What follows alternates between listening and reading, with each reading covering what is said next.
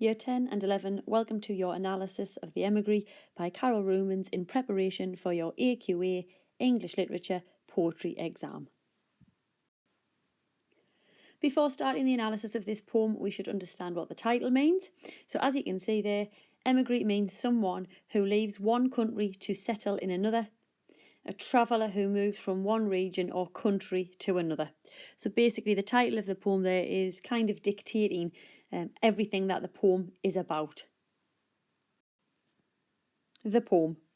There once was a country, I left it as a child, but my memory of it is sunlight clear, for it seems I never saw it in that November, which, I am told, comes to the mildest city.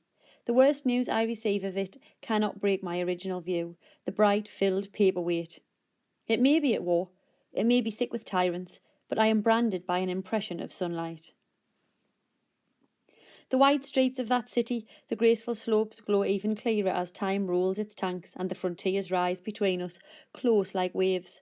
That child's vocabulary I carried here, like a hollow doll, opens and spills a grammar. Soon I shall have every coloured molecule of it. It may by now be a lie, banned by the state, but I cannot get it off my tongue. It tastes of sunlight. I have no passport.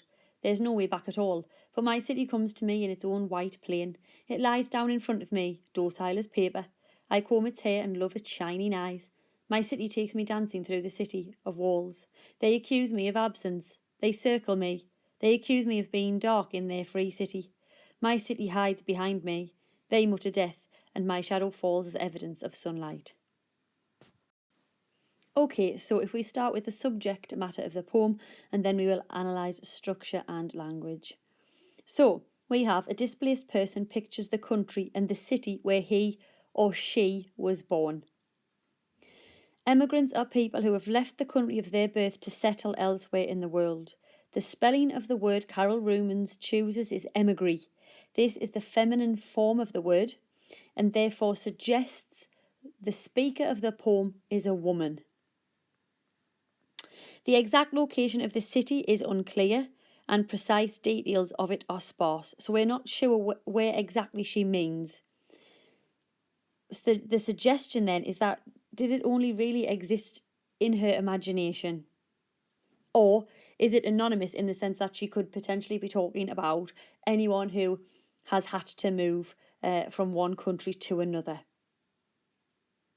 Carol Rumens suggests the city and the country may be war-torn or under the control of a dictator.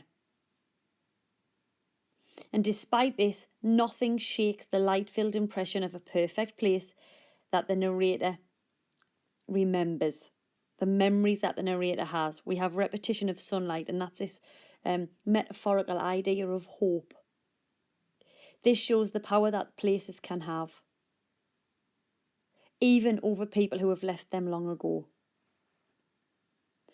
There's a clear sense of fondness, but there is also a threatening tone used in the poem, suggesting perhaps that the relationship with the past and with this place is not necessarily always positive for the speaker. Okay, if you do need to pause the video and make some notes there, that's absolutely fine. If you need to pause the video at any point to do so, I have a habit of starting to talk quickly. Okay, we will move now to the form and structure of the poem. The form of the poem. The poem presents itself as a first-person account of an emigree's relationship with her homeland. However, given that the place is not named, the poem offers a more general consideration of the relationship between people and places they may leave behind. The lack of specific detail about the homeland implies that the poem may not be autobiographical. Okay, the speaker may be fictional and the city itself imaginary. Okay, so just some ideas there, because remember, poetry is all interpretation. The structure of the poem. The poem is composed of 3 stanzas. The first 2 stanzas are 8 lines each, and the last stanza has 9 lines. Okay, so we need to start interpreting why the last stanza is longer. Perhaps it suggests the speaker can't let go of the memories and doesn't want the poem to end.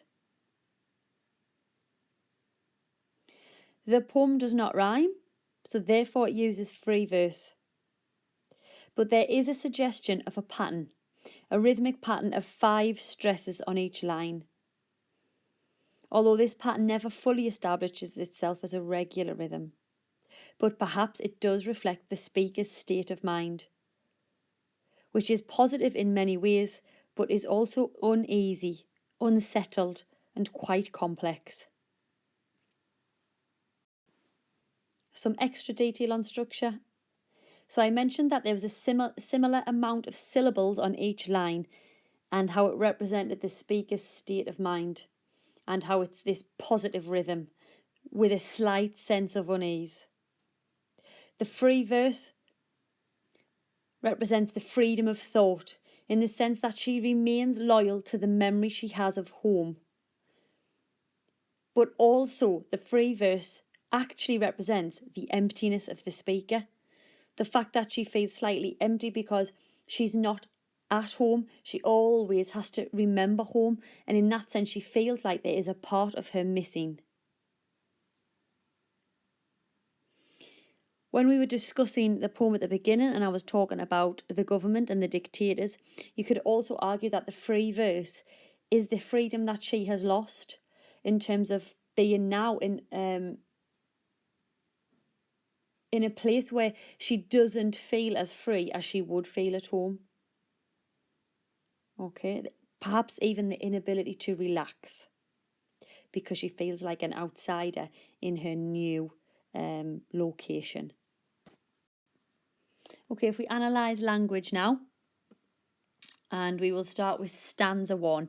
And just the first thing I wanted to go over was sunlight, and then I'll do details of other things, because sunlight is very important in the poem. So if we just dedicate a minute or so to that, and then we will move on to other language devices. So in stanza 1, obviously we can see that the sunlight is mentioned. In fact, it ends the stanza. It's mentioned in the second line and it also ends the stanza.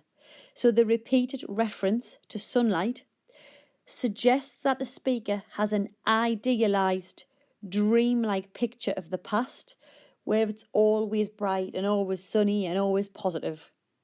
Okay? Remember, sunlight is metaphorical of positivity, of hope. However, the place is not as perfect as she remembers, and we are told of darkness and of death as the poem develops. I'm not talking about stanza 1, I'm talking about in the development of the poem. We are told about dark. We are told about death, and this implies that things are not as ideal as her memories suggest, and that it's not all sunlight and positivity. There is a sense for the reader that her relationship with the place may be threatening to her in some way. Okay, so make sure you get your notes down about sunlight because it is repeated a few times. Other details about stanza 1 then. The opening line, there once was a country. That's where we realise that the country is not really going to be named and it's going to be anonymous, and it's very vague, isn't it? So we, like I said earlier, we can apply this to anyone that's maybe had to leave their country, has been forced to leave their country and can't really return. The ellipsis there, ...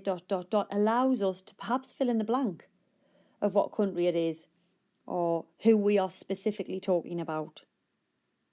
Then we get, I left it as a child. Perhaps this mysterious and now unreachable city, the speaker remembers, represents the past to which she cannot return. I left it as a child. I did say already that it's not necessarily autobiographical, even though it does use the first person pronoun I. Okay, I left it as a child, but my memory of it is sunlight clear. I've just obviously mentioned sunlight and how she thinks all of her memories of the country are positive, but as the poem develops, it becomes slightly uneasy, and we realise that things perhaps aren't as positive as she thinks or as she tells. It seems I never saw it in that November, which I am told comes to the mildest city. That is vitally important there, look. If we have a look at that there, it's isolated by 2 commas. I do think when we're talking about structure and we're talking about impact on reader, I think our grade 8 and our grade 9 students, our A and our A stars, need to really focus in on the poem. And I am told is isolated. So therefore we know that someone's had to tell her about her home and what has happened to it. Now, if we look along that line where it says mildest, again, if we're talking metaphorical, the cold we know has negative connotations, and therefore metaphorically we know that this mild weather is atmosphere in terms of representing something bad that has happened. As I said earlier, war. She actually says it may be at war. So someone's had to tell her what's happened. So we know that her memory of home is not perhaps what it's really like. Then we get the worst news I receive. The worst news. So the vocabulary used throughout the poem depicts a war-torn country under the control of a brutal government. If the speaker's memories are of childhood, perhaps these terms are meant to represent the harsh realities of the adult world. Sorry, I've put word there instead of world. Apologies. Okay. So make sure you just get those notes down so you understand how the poem begins. She does go on to say, the worst news I receive, it cannot break my original view. So you've got that metaphor there, haven't you? That her view cannot be broken, i.e. her memory of home will not be changed. The bright, filled paperweight, which I shall analyse in just a second. If we carry on then with stanza 1, I mentioned there once was a country, obviously being anonymous and the poem becoming universal. So we were talking about the metaphor, it cannot break my original view, showing that the memories she has of childhood will not be changed. We get another metaphor though in the bright filled paperweight. So she compares her memories to a paperweight. Now the adjective bright, obviously that's positive, isn't it? That her memories are bright and we've mentioned sunlight. However, paperweight, we know that a paperweight holds things down, so that you could argue that this is her connection to home, and that she feels connected to it. But can you argue that a paperweight has a negative connotation because you can't really be free if you are always held down by something? Perhaps the child is restricted because of the memory she has of home. Restricted in the sense that she won't see it for what it is now. So, she's being told about what's happened to her country, but she refuses to see. Okay, so just ask yourself, as the reader, remember Poetry's interpretation, what you think paperweight could potentially mean here. All right. I mentioned I am told, so it is the implication that someone has had to tell her about the events which have occurred as she's grew up. It may be at war. Look at the uncertainty of maybe. Yeah, well, she doesn't know, does she? It may be sick. Repetition of maybe, the uncertainty of the speaker. She's not quite sure what has happened. It may be sick with tyrants. Look at that metaphor. It does suggest, again, as I've said, that the country is, her home has been war-torn, or it has been ruined now by rulers. Tyrant, negative connotations, a dictatorship. The idea that people are trapped. But I am branded by an impression of sunlight. The connective but obviously shows us that she's firm and she's very confident in her positive opinion. I am branded by an impression of sunlight is again metaphor, and branded is the idea that it doesn't matter what people tell her about her home. she will always have positive memories of it, and she will always have hope surrounding her country. Although I would argue that branded it has negative connotations of its own. You know, earlier when I said while she speaks positively, there is a sense of unease, a sense of unsettlement, and I think that's one of the examples of that. Branded, I am branded, has an undertone of pain, actually. Okay, on to stanza 2 now then. So the city is never identified, and the poet keeps it mysterious, all right? In this way, we know it can stand for any place or for anyone that was once loved. So as we age, we are all exiles from the land of our childhood, aren't we, when you think of it like that? And our childhood, more often than not, is a place that is filled with bright, positive, happy, but unreachable memories. Time only makes the memories in the poem glow even clearer, much like how memories of early childhood can become idealised. As you know, all of the memories that she gives us are idealised memories, a child's memories, and we can all understand that when we think back to our childhood and to our memories of being a child. It's positive things, isn't it? If we look at the adjective white, for instance, the white streets of that city, now the adjective white has connotations of innocence. So it does remind us of this innocent child who has an innocent view of the world. The graceful slopes glow, positive imagery, positive metaphor.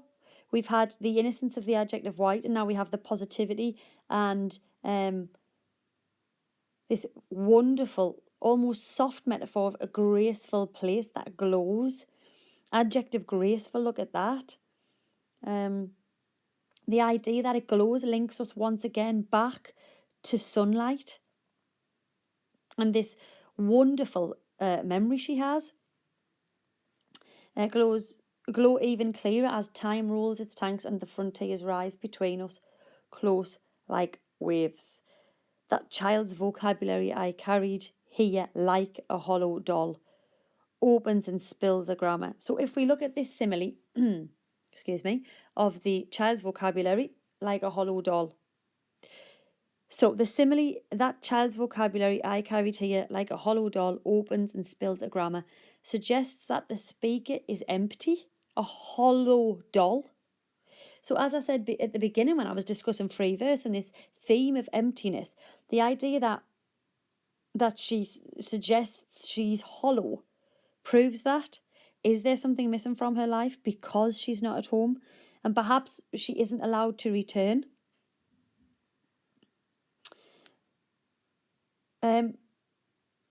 She also says that the speaker will soon remember every word of the language, because she says, soon I shall have every coloured molecule of it. She speaks her own language clearly, and in the country she has moved to, there's an implication that she's not allowed to speak the language of her home. So this idea of the hollow doll opening and then her speaking her original language is this simile that we are provided with. And then it becomes a metaphor. I shall have every coloured molecule of it. And in that sense, there's a confidence in her tone of voice that she remains true to her identity, to her home, the language that she speaks.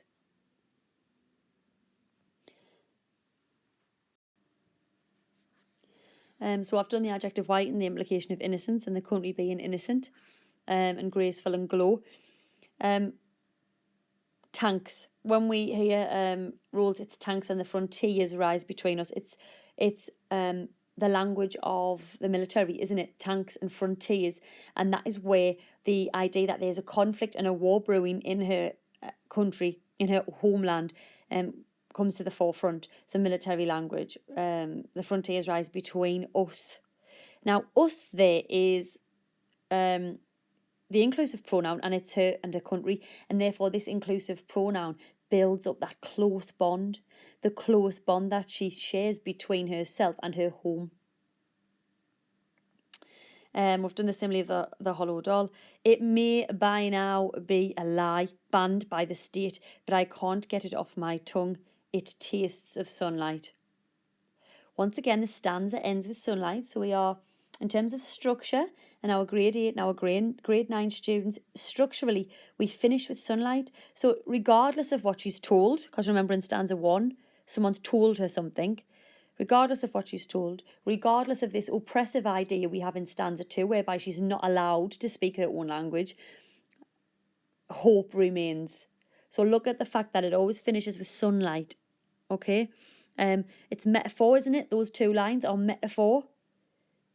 She can't help but only have positive images and positive memories and positive associations with her homeland, regardless of what the state have done. And we are told that things have been banned by the state. So where she has moved, not only are they controlling her language and what she speaks, they are controlling perhaps what she thinks as well. But I can't get it off my tongue. It tastes of sunlight. Look at that metaphor. Okay? She can't forget her language. It tastes of sunlight. Wonderful, positive image there. And stanza 3. I have no passport. There's no way back at all. But my city comes to me in its own white plane. So my city comes to me in its own white plane is metaphorical. It lies down in front of me. Look at the colour white again. Innocence. So whilst she may not have a passport and cannot leave the country, the metaphor here is that the country will find its way to her. The metaphor we're given is a plane. A white plane. Again, innocence. Again, it's very confident, isn't it? Regardless of how she's treated in her new country, you cannot remove the memory she has of home. And it comes to her like a white plane. Okay? I comb its hair and love its shining eyes. The city then is being personified here. It is personified as someone very close to the speaker. Perhaps a lover or even a child. Okay? The word shining links this phrase to the theme of light, and we've mentioned sunlight a few times, and that runs through the poem. This line suggests that the Emigree spends a lot of time adoring the city and trying to improve its appearance. There's a sense in which the Emigree lavishes attention on her memory of the city.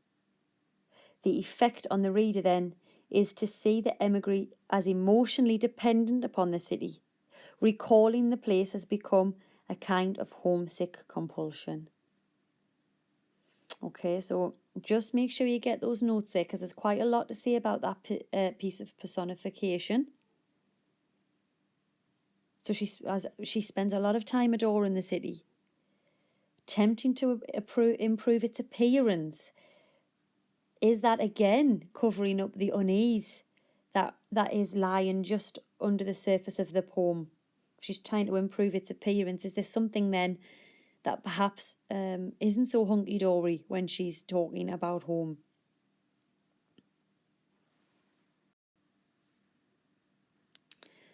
So the place is not as perfect as she remembers it, and we have the mentions of dark here. They accuse me of being dark in their free city. They mutter death. So it implies that things aren't as ideal as her memories suggest. Remember what we mentioned earlier about a child and how their memories are idealised? There is a sense that her relationship with the place could be threatening. Okay.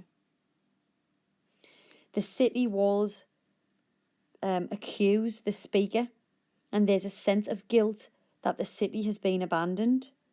They accuse me of absence, they circle me, they accuse me of being dark.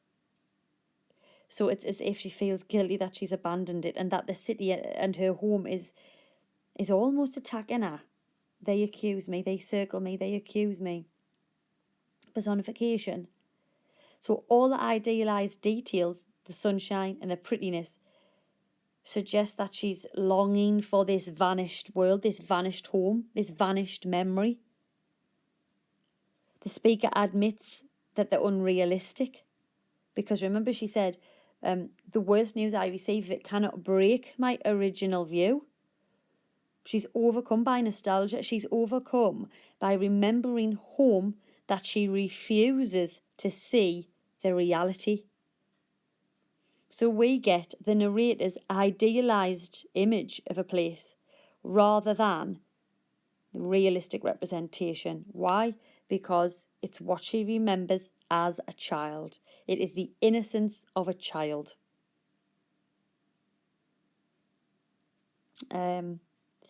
If you look as well at the repetition of they. Now earlier we had an inclusive pronoun of us, which transforms into they. Now they is exclusive in the sense that we aren't included. The speaker is not included. There's a segregation between they and me, them and I. Yeah. So actually what happens then in stanza 3 is that there seems to be more of a separation and more of a fight between her home and her, because she left. They accuse me of absence. They circle me. Now that isn't a positive image, is it? It's as if she feels trapped when she feels guilty. Okay, so think about the pronoun they here, because I do think it's really important.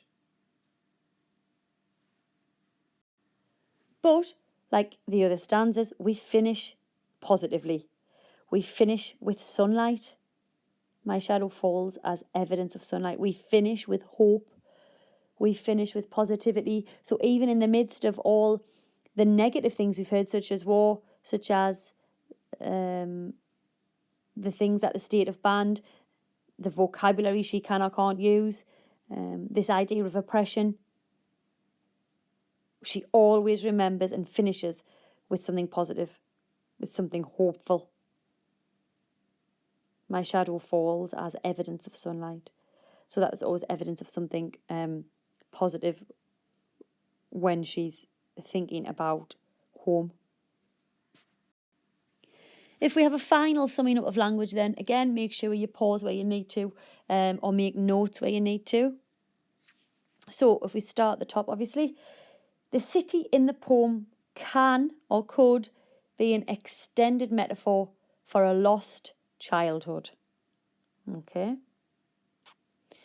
The language appears to be natural and without artificial devices, but this apparent plainness hides a large amount of figurative language. The poet makes great use of metaphor, and the memories include the bright, filled paperweight. The city's brutal tyrant rulers are a sickness. The speaker is branded by sunlight. Time rolls its tanks, and every word of grammar is a coloured molecule. Perhaps the whole city is an extended metaphor, a symbol of the lost childhood to which no adult can return. It's quite a sad thought, isn't it, really?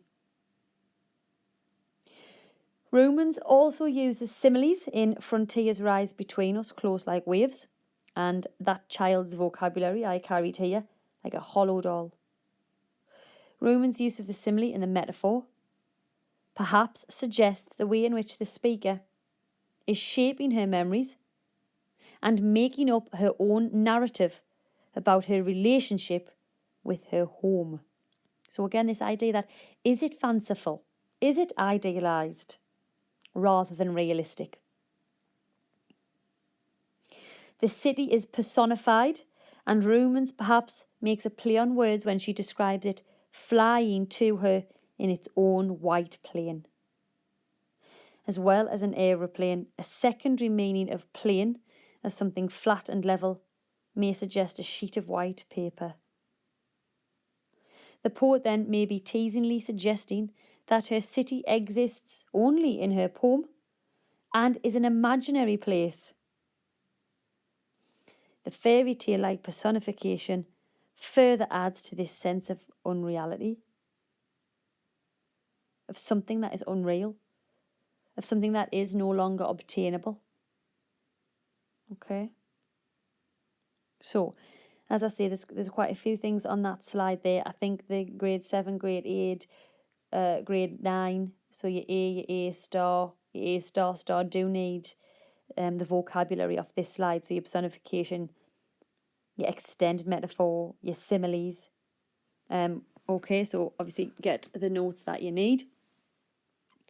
I hope this video has been useful. If it has, don't forget to check out my other videos. If you just type in my name into YouTube, Stacey Reay, Stacey,